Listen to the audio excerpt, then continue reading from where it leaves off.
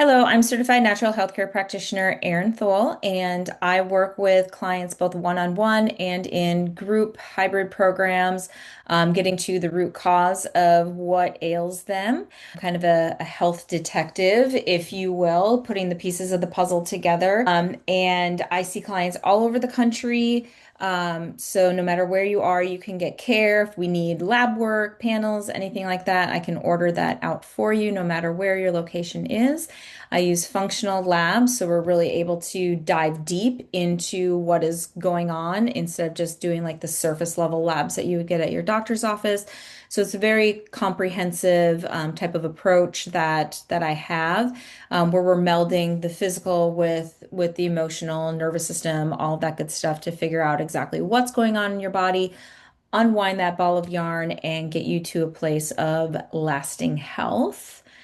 And then I have Rachel with me here today. I'm Rachel. I'm a licensed clinical social worker here in the state of Texas. I run a practice, a therapy practice that I see teens and adults, anxiety, trauma, depression, kind of your traditional talk therapy. And then I do some EMDR, trauma focused work as well. And I really try, one thing I love about working with Erin is I really try in the practice to combine how does mental health kind of connect to the physical body because they're connected.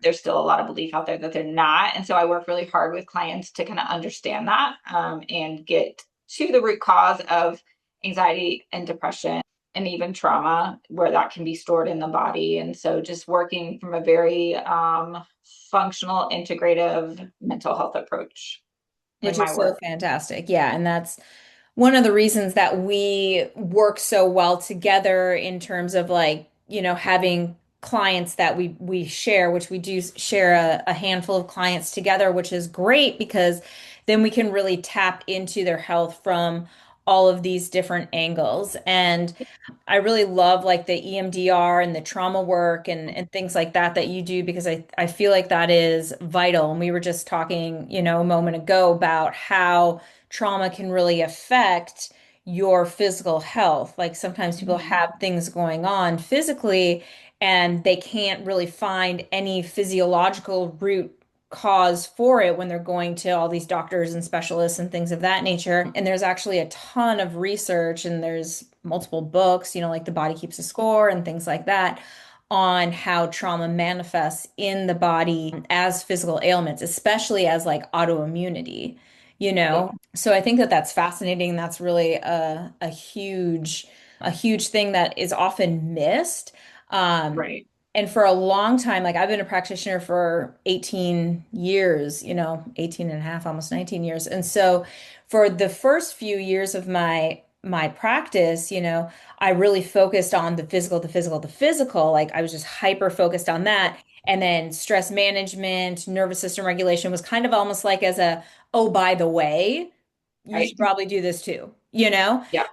But in the last, 8 to 10 years, I've really made a huge shift in migration over as I've continued like studying and researching and just being on my own health journey into holy cow, like we really need to focus 50-50 on these Mhm. things. And so now, like when I'm working with clients, it is something that we most definitely do. Like we talk about, somatics, we talk about breath work, we talk about limiting beliefs, we talk about, all of those things. And then I'm like, here's some tools for you.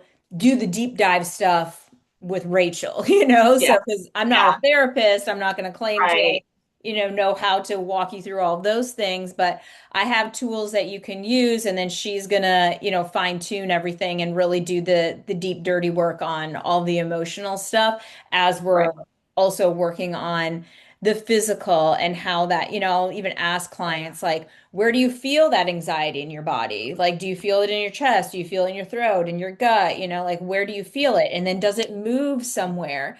So Well, it's for hard because a lot of times, and it's vice versa with me too. I'll work with clients and we do like in the therapy room when we're doing counseling. I mean, we talk about the hard stuff and there's a lot of like mental and challenging beliefs and like understanding like where this is all coming from. Um, and being able to refer them to you and say, okay, also, right, both are true. What you're feeling, right? How is that contributing to the anxiety or the depression? Or can we notice where that trauma is stuck, right? Because that gets stored in the body if we're not, well, really any emotions, if we're not processing them, right, they're going to get stored and they're going to get stuck into what you were just saying, like, where do you feel that? And then the labs are just helpful to kind of just understand, like, oh, my anxiety is not just in my mind. Um, Yeah, these are exactly. Like we physical. can see like your cortisol patterns, like when I test hormones and things like that, like it's not just a little one splash in the pan like this second in time. Like we're testing your hormones multiple times in a 24-hour period so we can actually see that cortisol pattern throughout the day. We can see what your sex hormones are doing and sometimes that is contributing to the anxiety or the depression if those things are off or if those metabolic pathways are off or something like that. That can definitely contribute, but we really have to, focus on both things together, especially a lot of times like we were talking about with digestive issues. And I think a lot of people can kind of make this connection to like if I have a lot of anxiety or a lot of stress, like I'm constipated or I have diarrhea or, think about different phrases like oh, I have butterflies in my stomach or, something like that. Like that is a physical manifestation of emotion. And Right, so that's something that I think a lot of people can really attach to and recognize and that right. kind of like makes that aha moment where you're like, oh yeah, that is true. And so, or the weight of the world on my shoulders, and you're having like neck pain or shoulder pain or, things of that nature. It's just interesting like how you get those physical manifestations like from the emotions and things like Yeah, that. I don't know what came to my head was inflammation too, that I think is one that a lot of people don't contribute to also mental health. Again, it's this weird dynamic sometimes in the therapy room because it's like, okay, but I guess they can feel their inflammation at times, right? My joints ache, or I don't know, with depression, a lot of it's neuroinflammation, which Yeah. you can't feel necessarily, Necessarily feel. or Yeah. it's just Mhm. different. Maybe it's brain fog. I don't know. But again, it's like contributing or kind of exploring that with clients of like, huh, I wonder how this might be connected.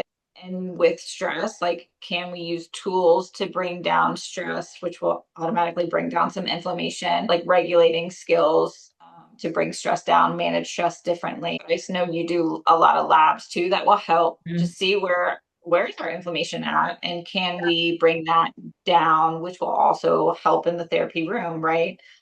Um, Exactly. Especially like, is the brain and the nervous system and the endocrine system being fed, via like your fatty acids and things like that? Like, if your fatty acid status is super skewed, well, then your brain and your nervous system are starved for nutrition, So Mhm. sometimes for a lot of people, just getting that on point helps tremendously with what they're dealing with from that emotional and mental anxiety, depression kind of standpoint, as well as like food sensitivities, because a lot of times people think of food sensitivities as like a gut specific issue. Like if I don't get bloated, diarrhea, heartburn, you know, so on and so forth, then I don't have any food sensitivities. Well, that's not entirely true. You have IgG, which is part of your immune system, immunoglobulin G throughout your entire body.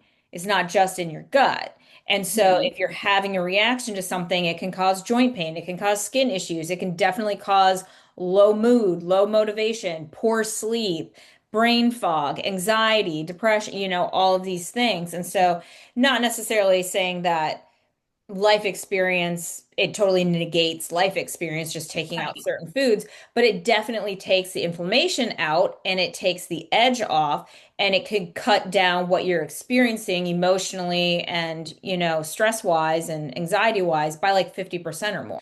Yeah, sometimes how I explain it to clients, like these little steps that maybe we explore or look at, it kind of lends the ability to widen our window of tolerance, right? If I bring my inflammation down through being curious on what these labs might say and being curious of like how to, if I make these small changes, what might happen, it allows for more capacity in your system to Because hold you're more in draining your the cup, world. like I talk about how you're either filling up your cup or you're taking away from your cup. So if you have like life events and life stressors and poor sleep and then a really bad diet, your cup is filling, filling, filling. So if we can take some of those things away, it allows for Mhm. more capacity for, finding balance and restoring health and things like that. Um, Yeah. So just or kind I of say to attacking it from tolerate all life, angles. What right? was Because that? the stress, I say to tolerate life, right? Exactly, because the stress isn't going to go away. Like there's always going to be life. There's going to be events that happen, but like you're saying, like your capacity for like dealing with that, like that's what we want to grow. And the more we Mhm. can work on like the nervous system regulation tools, not saying that you have Right. to like meditate for 2 hours a day or anything like that, but even just like my friend Kelly calls them snacks, like somatic snacks, of like neurological regulation things, like 2 minutes Yep. here, 5 minutes there, 10 minutes before bed. It Yep. all adds up and it widens that capacity for stressful events to not completely meld you down into a puddle on the floor, when they Yeah. happen. So, I've heard it called pocket mindfulness too. Like yeah, these I like little pockets, like things you can hold in your pocket to kind of utilize throughout the day to kind of allow for life not to feel as overwhelming, potentially, that. right? To bring you back a little bit into, can I bring my thinking brain back online a little bit, where I'm not just driving from emotion. Yeah, And a lot of those skills, or there's a lot of fear. skill building that we do in the therapy room, but I just think connecting it with, okay, also how are our hormones, how is our diet, are we getting enough water, right? Like I just think Hmm. that's such a powerful component to the mental health journey and truly allowing, I guess, mental health disorders for you to be able to kind of tackle those in a different way. Yeah, Powerful. I agree with that wholeheartedly because I feel like for Mhm. so long these two worlds have kind of been separated. Like if you had things going on in your head, then you went to a therapist. If you had things going on below the neck, then you go to someone like me, And it's becoming more and more apparent as more and more research comes out and more people just kind of connecting the dots that we absolutely need to meld these two worlds together, you What know? I experience with a lot of clients or what they share with me is like, okay, I've done a lot of work. Like I've learned all the skills. Like we've talked about reframing thoughts or challenging thoughts. I've worked on communication skills. Like all of that is great. I feel confident in these skills and I utilize them or how to fill my cup, right? Like all of that. I feel good. Also, right? And I still feel like something is off, right? Like something is off. And maybe you hear that on your side too, right? Like Mhm. they do all the labs, they've done all the work, they've changed what they can, and they're still struggling, right? Something, yeah, it's a Something little off. maybe they need more or something. And so I think that's the power too of I guess just collaborating, which I'm Yeah. thankful to get to do with you because I just Mhm. see life as a puzzle that there's all these components to really making it the best for you or the Mhm. healthiest for you. And so it's going to be physical. Sometimes it's medication or supplement. It's just there's so many pieces to the puzzle, but I try Yeah. to do I what I mean, can. nobody is, right? Like that's why it's important to have a team, That's why I like to do like collaborations with other practitioners because Right. I don't do all the things. Like I can talk to somebody about like, okay, why do you keep on self-sabotaging? What are your limiting beliefs that are preventing you from actually getting to where you want, like doing the thing, like doing like I've given you the path. All you need to do Right. is execute it, and some people, not everybody, of course, but some people can't get out of their own way. So then that's where someone like you, I can be like, here you go. Go see Rachel. Right. So that she Yeah. can work through that stuff with you so that we can actually get to where we want to be with the physical stuff. Because sometimes it's not feeling worthy or childhood trauma Right. or limiting belief systems or all these other things that we need to work through as humans to allow ourselves to actually do what we're setting out to do and we have the intention of doing. Yeah, I think that that's Awesome. it's so important to have a team Mhm. collaborating with clients who need that. Well, I have read some stuff about EMDR. I've experienced it actually a few times, and I think that it's super fascinating. And I think that it is a huge benefit to so many people. I know you do it in your practice. Do you want to kind of elaborate on what EMDR is, how it works, the benefits, all of that good stuff? Because I think that it's a tool that can be super helpful for a lot of people. Yes, I love EMDR. I think it's such a special modality. So it's eye movement desensitization reprocessing. And the short answer of what it is and how it works and how I describe it to clients is like sometimes we have experiences that get processed, right? So we have a filing cabinet in our brain that, okay, we experience life and we, for whatever reason, we're able to kind of use our skills or we have the support to move through that experience and like tuck that away for future reference, right? But Mhm. it's like filed so I can pull it when I need it. Sometimes we experience life and we don't have the skills to handle whatever it is, or we don't have the support to handle whatever it is. And so I kind of communicate it does not get filed. It kind of gets stuck in this memory abyss where it's just kind of floating around and kind of always there. So then the present happens and something, use your senses, looks, smells, feels like whatever that stuck memory is or that unprocessed memory is, kind of you get what people will say is like, I get kind of, I feel like just like I did when I was the age of whatever had happened, It right? puts you like back in Um, that space. it puts you back. You may act just like you did at whatever age you were when whatever it is in the present happened. And so what EMDR is, what people know it for is like, okay, you can reprocess and desensitize those memories, right? So it doesn't feel so triggering, right? You're able to kind of recognize, okay, that was the past, this is the present.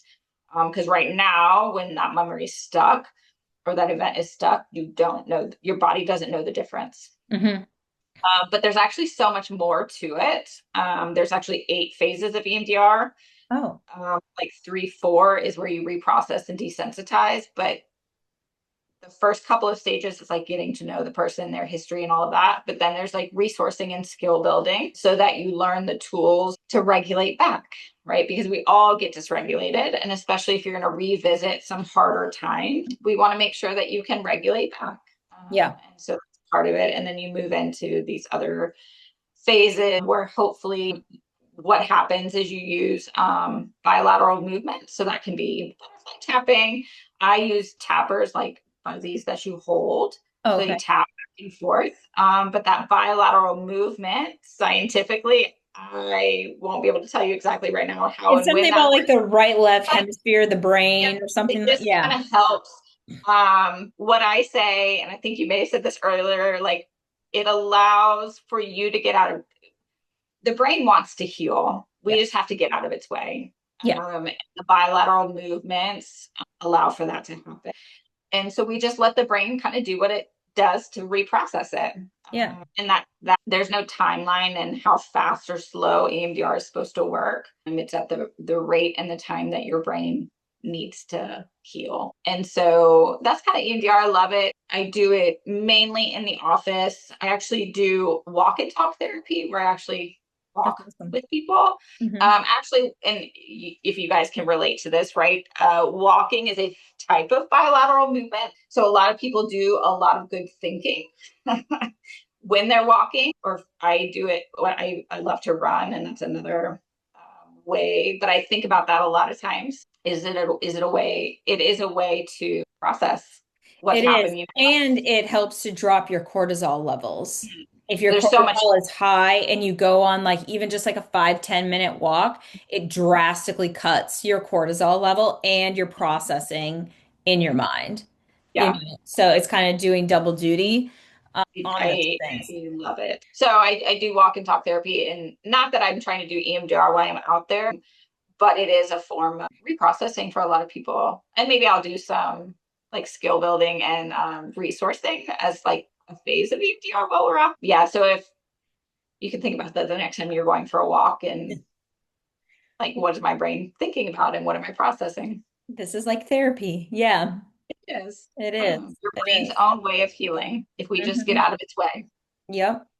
I love like, there's also, like active meditation and walking is a form of active meditation. If you can really be really specific and intentional, like with what your thought process is going to be like while you're on that walk or run, Uh-huh. like you could use a run as an active meditation as well, where you're listening to a guided meditation or you're really focusing and centering and honing in on a specific thought pattern, like positive affirmations, mantra, any of those things that kind of just help to rewire the brain and Mhm. put you into the state that you want to be in to work through some of that trauma. I mean, I tell people all the time, like I get my best ideas, I have my best breakthroughs, all that good stuff when I'm at the gym Mhm. lifting. Like Uh-huh. I'll often like have my phone. I used back in the day, I had a notebook where I would like write down notes like in between lifts on like ideas that I had or things I wanted to journal on later or just different things that came to me. And it's very therapeutic, so just being active and moving your body, whether it's walking, running, lifting, yoga, whatever, it helps on so many different foundational levels. Like it's good for your physical health, obviously, but it can also provide like many different mental Yep. therapeutic benefits as well and breakthroughs and things of that nature. So, And the only thing I would encourage people when some people don't like to sit with their thoughts. I think walking and movement can kind of, I don't, again, I think it does something different with our thoughts, but I think the caveat with that is trying to let your thoughts go or like just hear them without judgment. yeah, and then just notice it Just and notice them. oh, Like we don't need to do anything, that right? came up and then to do, there it goes. Yeah. Yeah. But I think walking, it can be, and I think there's something special in that movement that allows your brain to do that a little bit more. But we do have to be cognizant of don't judge your thoughts. They Mhm. are just thoughts. They are just thoughts. You are not your thoughts. Yeah. Mhm. For Mhm. sure. Love For it. sure. Awesome. Yeah. How do people get a hold of you, Rachel, if they're looking Mhm. to reach out? So, I mean, my website. So, my practice is Rooted Dove Integrative Wellness. And I picked that. A lot of people ask why I picked that name. I picked it because, well, one, I like doves. Rooted just felt like polar opposites that come together. And then integrative because I really try hard through my own work and working with Erin and other people. Like, how do we integrate all of these pieces that help? So rootedoveintegrativewellness.com is my website. I'm on Instagram as Rooted Dove Wellness as well, that you can find. It has all my links to contact me Mhm. through there. Awesome. Okay. So if you're looking to reach out to me, you can request a free consultation numerous ways. You can go to erinthole.com, which is ERINTHOLE.com, or you can go to saraherinthole.com, which is SARAHERINTHOLE.com.